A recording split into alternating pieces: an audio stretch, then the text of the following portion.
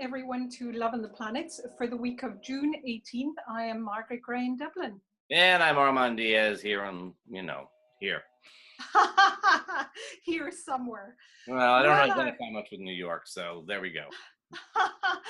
Well, Armand, we've got more watery energies coming this week. We've also got the summer solstice, and we've also got the sun sextile Uranus. So those are kind of really the key things that are happening really for us to look at how they might impact relationships.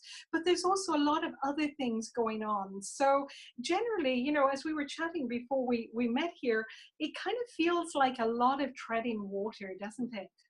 Yeah, well, we have a grand trine forming. Jupiter and Neptune are sort of tied together by Mercury, filling in the same role that Venus did a couple of weeks ago to tie things together. Mercury, of course, in water, emotional, just sharing the emotions. It depends what your emotions are, of course, but there's going to be a lot of emotional communication. And on a week of a Neptune station on top of all. Yes, and I think, with all this water, I think especially, in relationships, water is not easy to verbalize. And with Mercury, of course, in Cancer, which is a water sign, it becomes even harder to really verbalize what's going on. Yet the Jupiter in Scorpio wants the truth, wants the absolute truth. So it may be just a little tricky. So really to watch out that it may not be so easy to communicate what you really mean. So maybe to kind of write it down, or to really be able to edit it a little bit before just saying it, and also to be aware that there could be misunderstandings, particularly with the Neptune retrograde. Yeah, with Neptune stationing to retrograde on Monday, even beforehand on Sunday, the 17th, but certainly on the 18th, it's a day when you could blow things out of proportion. It's a day when the least little thing could become a big issue, especially, I think, with the moon in Virgo, which is, liable to sort of really take some small little thing and make it to be a really big deal. So I think that at the beginning of the week, we could really be off in our perceptions. We could really be seeing things in a distorted kind of way, and we don't want to really react on the basis of that. Hopefully the Grand Trine will help us to unpack things and get a little bit of clarity as the week progresses. But as you say, we could also just wind up sort of treading water and spinning in circles.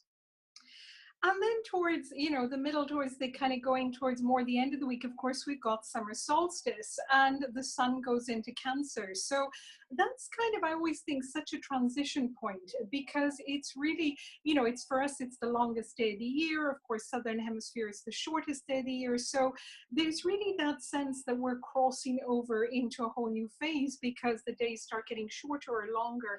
So we also, of course, at solstice have the Venus-Mars opposition. What do you think of the Venus-Mars opposition in relationships, Armand? Well, let's look at the signs. We have Venus in Leo, where she sort of wants the grand gesture, wants to go have some fun, wants to play, wants to be romantic. And then we have Mars in Aquarius, which tends to be a little bit more principled, directed, a little bit more collective oriented. But Mars, of course, in terms of relationship, has a lot to do with both how we sort of tangle with each other and how we entangle with each other. It's a little bit of fighting, and it's also sexual energy. So it's a dramatic and potentially, I would say, for some of the tensions or some of the confusion that's been stirring in the week, it's sort of a release point. Mars is stationing to retrograde, though. Mars is going to be retrograde next week. He's going to station for 10 weeks and go. He's going to station and go retrograde for 10 weeks.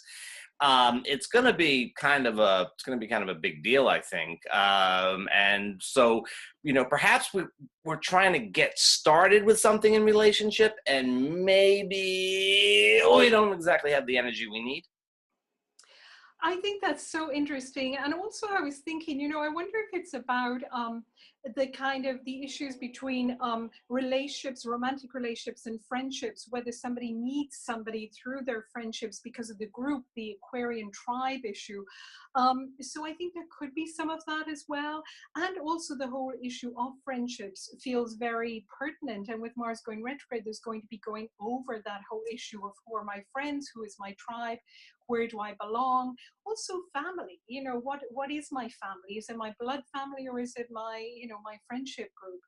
And of course, there's always Venus in Leo, the heart, the heart and mind, Leo versus Aquarius, which is very, of course, very similar to what the nodes are in at the moment. So it kind of reverberates with all those themes, I think. Yeah, actually, it's really true that Venus goes over the north node, pulling us towards the heart, while Mars is in the south node in Aquarius, which could be a little bit more of like the principle.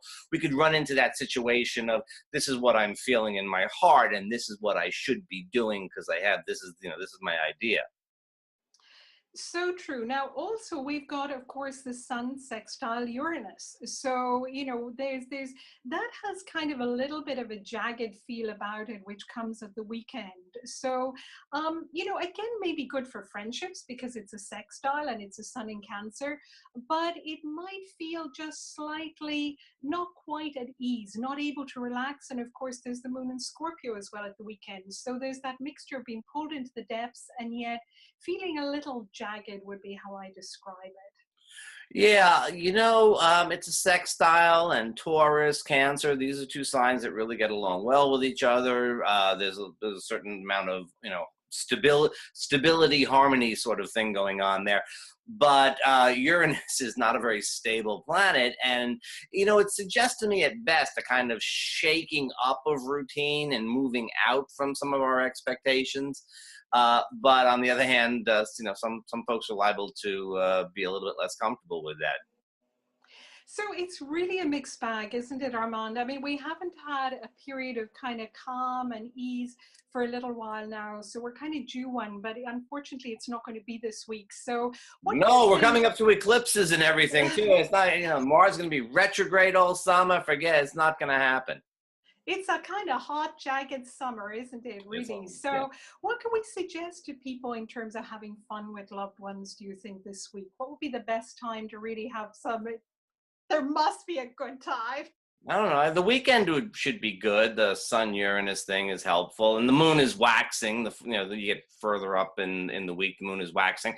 I mean, Monday is fine if you don't take it too seriously. If you don't get blown away by it. If you with Neptune station, if you don't get too blown away by things, take it too seriously, or get too drunk, it ought to be a good time. Maybe go swimming instead. Go to the beach if you're somewhere warm and go and be near water. I mean, if the elements are in water, if that's the dominant element, then go spend time in water. It is a So, watery week, yeah. see you next week, Armand. Bye bye. Bye bye.